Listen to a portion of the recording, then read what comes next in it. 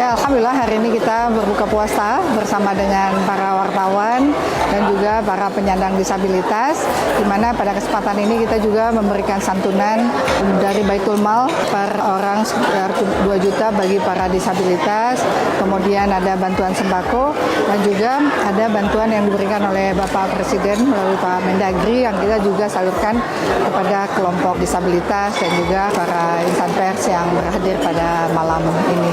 Mudah-mudahan berkah dan insya Allah mudah-mudahan semua ini akan memberikan kebaikan, kemuliaan di bulan Ramadan untuk kita semua.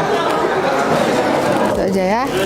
Ini ya secara simbolis kita serahkan ya Bu ya. Terima kasih ya. Ya, ini isinya 2 juta. Terima kasih ya Bu. Ya.